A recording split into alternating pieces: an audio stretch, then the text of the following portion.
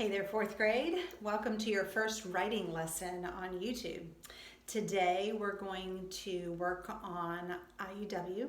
So you need your IUW book, and you also need the notes that you took last week for your writing lesson. You were to read 2 passages about cathedrals, and you were supposed to highlight or underline in your book, and then you were supposed to take some notes on a couple pieces of paper. You might have done it in your book, that's fine. If you did it on separate paper, that's fine too. You need to pause the video and go get those things and then come back and turn the video back on.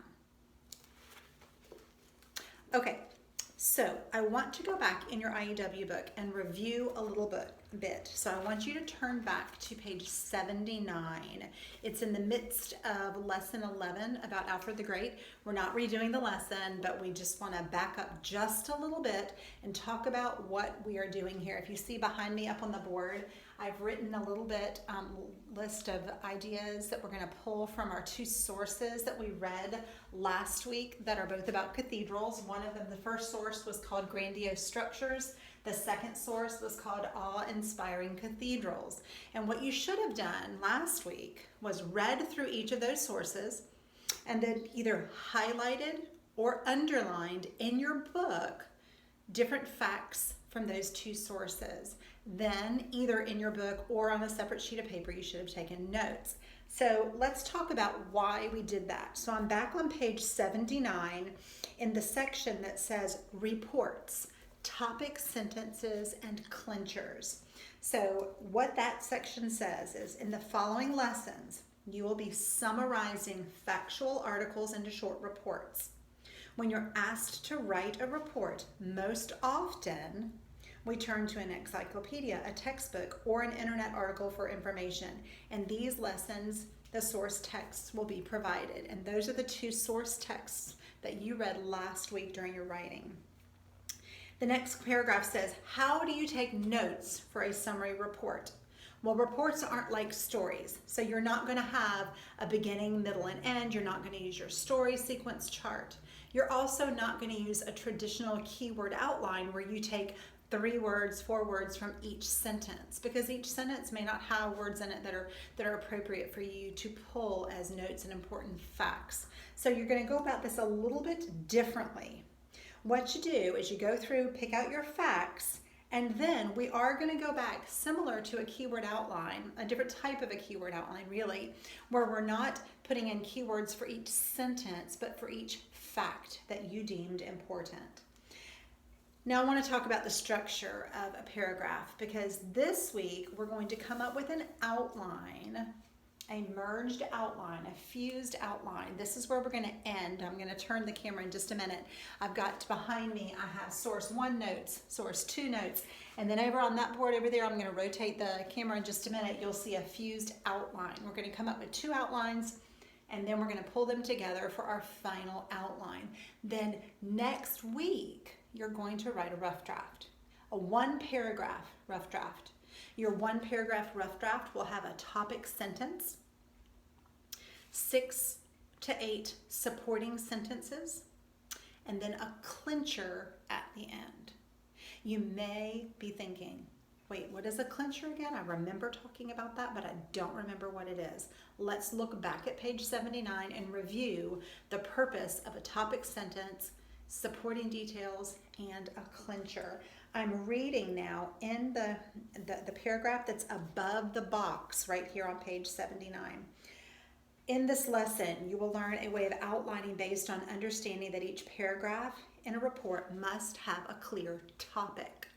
Now, if you look up on the board, I have a topic at the beginning of each of these sources. My topic here is symbol and power of the medieval ages church. Cathedrals were symbols that showed the power of the medieval church. That is my topic. So all of the information that I write beneath it will be supports that support this topic. If you think back to where we wrote our thesis statement with a reason and an evidence to support that reason, this is the same thing. We are supporting our statement. We're supporting our topic sentence. And then on my second source, My topic is that cathedrals inspired people in their faith. It inspired people in their faith. So we have things about power, things about faith, and that's what the cathedrals symbolized to people in the medieval ages. Now, when we come together and we fuse this into one outline, we're going to have to come up with a thesis statement that encompasses both of these two sources. So let's go back now to page 79. It says a topic is simply what the paragraph is about, and I just showed you on the board what my topics were. The paragraph should begin with a sentence that states the topic. That's your topic sentence. That's why we call it a topic sentence. Then all the details in the paragraph should support that topic. If your topic sentence is about cathedrals, one of your supporting sentences is not going to be about castles. Castles aren't the same thing as cathedrals. If your topic sentence talks about how cathedrals inspired people, one of your supporting details is not going to be that nobody liked cathedrals. They thought they were dumb, because that doesn't support that topic. So make sure all of your supporting sentences actually do support your thesis statement, your topic sentence. Thesis statement and topic sentence can be used interchangeably in this lesson. And then it says the paragraph should end with a sentence that restates the topic. That, boys and girls, is your clincher. Your clincher restates the topic sentence. Let's look at the example in the box on page 79. It's the thesis statement, the topic sentence, the first sentence says, most people of the medieval ages were religious. And then I'm going to go to the last sentence of that paragraph. That's your clincher. And it says, many different religions were practiced during the medieval ages. Notice that these two sentences give you very similar, if not same, information. We start with one, we finish with the other. Think about it as the top of your hamburger bun and the bottom of your hamburger bun. The two, they're very similar. They look a lot alike, maybe have a little bit different shape to them, but they're both bread. They're holding everything together. Your topic sentence and your clincher, that's the top and the bottom buns of a hamburger. And then all that good stuff in the middle, that's all of your support. That's all of your support. All right, my friends, look at the note underneath the box. It says, note that the first sentence and the last sentence, that's your topic sentence and your clincher, they both tell the topic of the paragraph without saying, I'm going to tell you about, or this paragraph is about, or the topic of this sentence is, or the topic of this paragraph is. Remember, I'm going to tell you about is bad writing. Do not write that. It is immature writing. Then remember the topic sentence clincher rule. The topic sentence and clincher of a paragraph must repeat or reflect 2 or 3 keywords. Now let's talk about what the difference is between repeat and reflect. Repeat means you're going to use the, what kind of words? Same words. Reflect means the same idea. So, for example, in a topic sentence, you might call a cathedral beautiful. And in your clincher, you might use another word that means the same thing as beautiful. Remember what that's called? A synonym. So you might use the word exquisite, extraordinary, amazing. Use a word that reflects, doesn't necessarily repeat your topic sentence. We don't want to use exactly the same words in your topic sentence and in your clincher because we know better. We know better words. We have the sources. We can look up synonyms and come up with great words that mean the same thing. We don't have to use the exact same words. All right. So now go ahead and turn to the lesson about cathedrals. And I don't even have it marked in my page book at the moment. I believe it is lesson 18. It is on lesson 18. I've turned to my 2 source texts.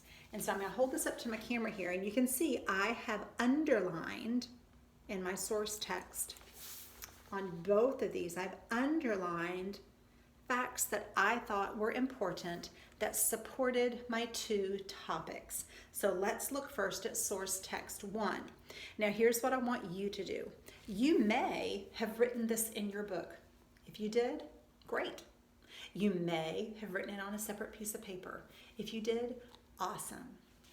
If by some chance you have not yet done that, you need to turn off the video and do it now. Write down some key words from both source texts, either in your book or on a separate sheet of paper.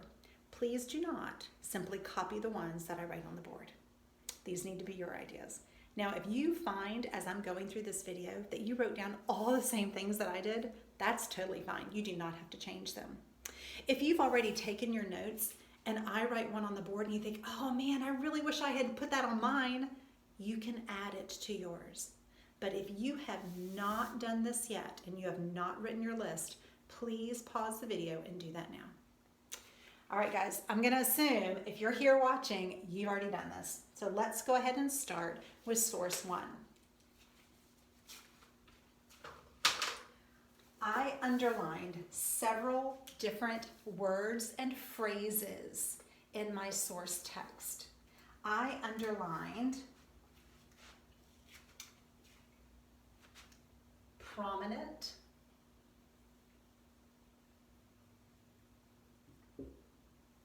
I underlined headquarters, and I'm going to put HQ of the bishop. HQ is an abbreviation for headquarters. The cathedrals were prominent, and they were the headquarters for the bishop. I then highlighted that they were built between the years 1000 and 1540, and that there were hundreds of them.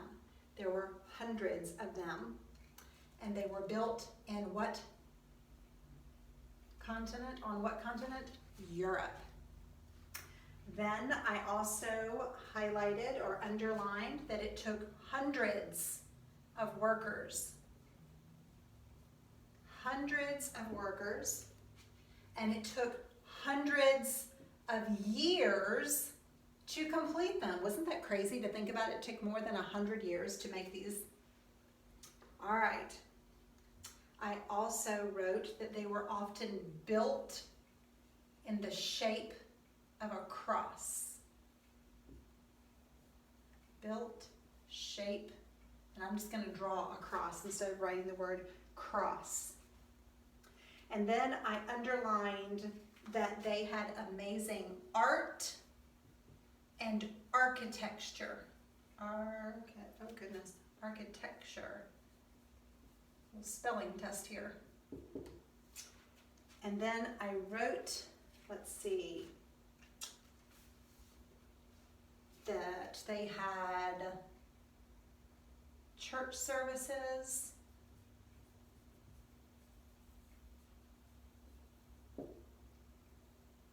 and meetings in the cathedrals.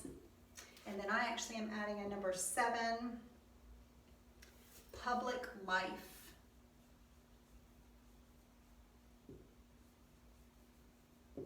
Centered. It was this, I'm writing public life center because it said that the cathedrals were the center of public life. Now I'm going to go ahead and turn off the video and write my notes for source 2, so you don't have to watch me writing on the board. Or am I? Nope, I think we're just going to carry on. All right, source 2. Source number 2. All right, so we have awe-inspiring cathedrals. So these should all be information about how the cathedrals were awe-inspiring. All right, let's see. They were the largest structures in each city.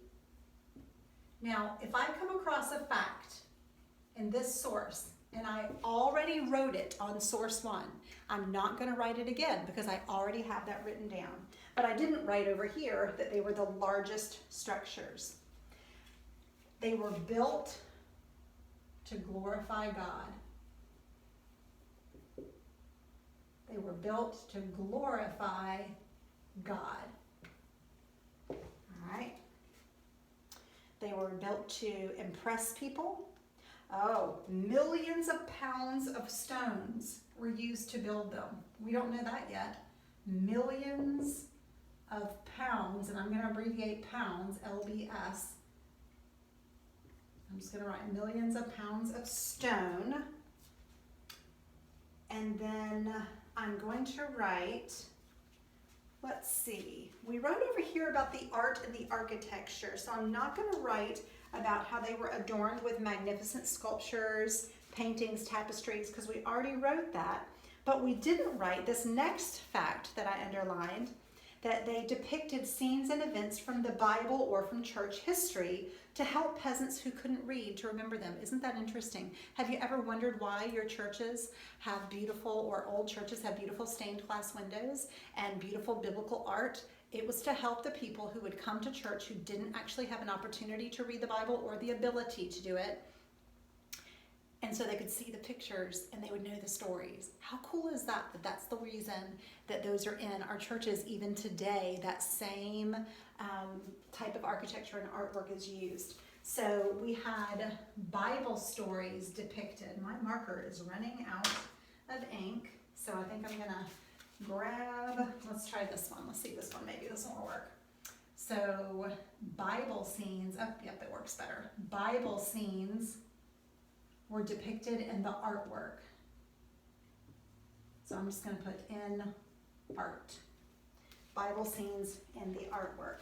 And then I see that this, right in the middle of the paragraph, it says, since the cathedral was for the glory of God, everything in it had to be beautiful. And we didn't write that over here. That wasn't in our first source. So everything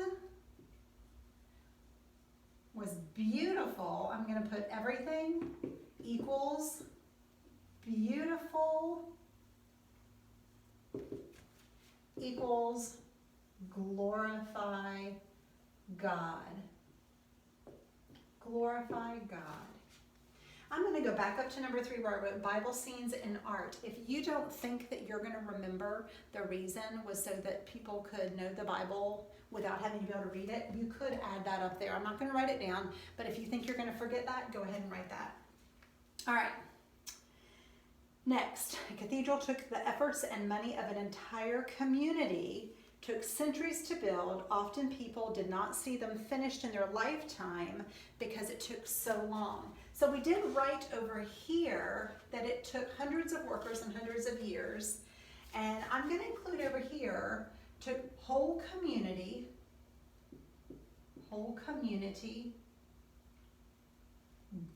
built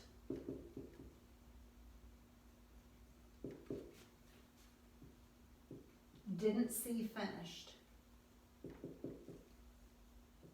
And I'm just putting fin for finished. So there would be people who would work on these cathedrals for years and years and years, and they'd never get to see it finished because they would actually die before the cathedral was finished being built. It's kind of sad, isn't it? All right, and then my last fact here is that cities took great pride in their cathedrals, and they often competed with other cities to have the tallest spire. That's the tallest point on the cathedral. I thought that was interesting. And so I'm going to write cities compete for tallest, and I'm just going to leave it there, tallest, for the top, to be the tallest cathedral, the tallest spire, the tallest point on their cathedral. All right. So now we have 2 individual outlines, but what we need to do now is to decide how we can combine this information to come up with one paragraph.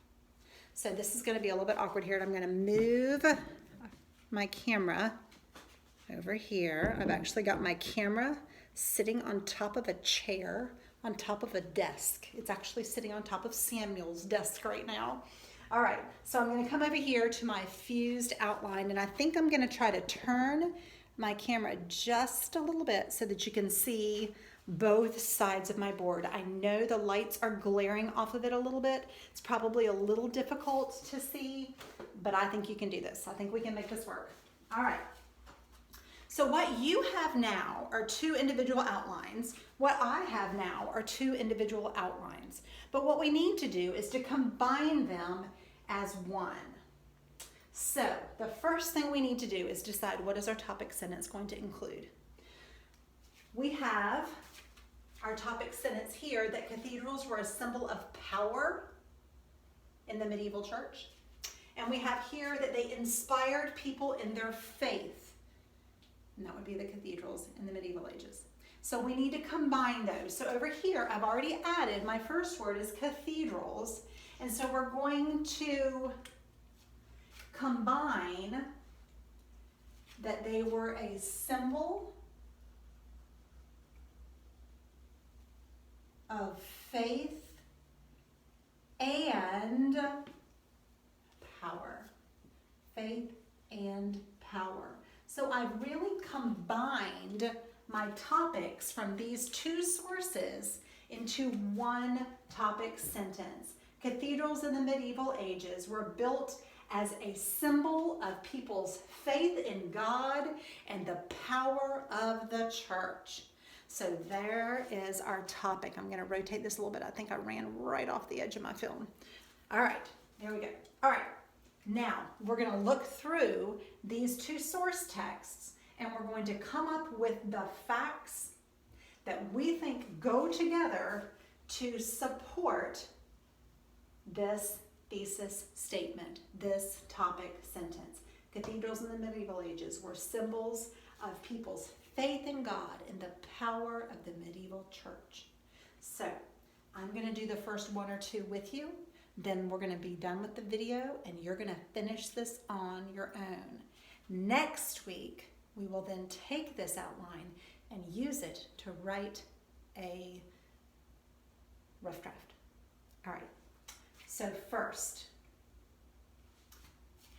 I'm going to look over. It doesn't matter what order we choose at this point. I'm just kind of looking over here. I think I'm going to start with the time period that they were built, because I think that's important to include, from the year 1000 to the year 1540.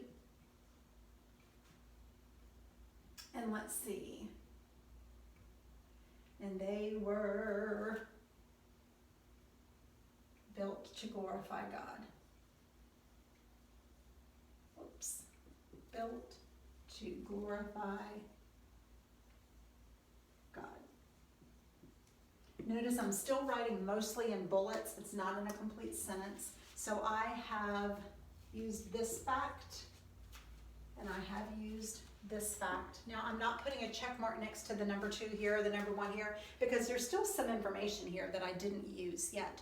And I'll go back and fill that in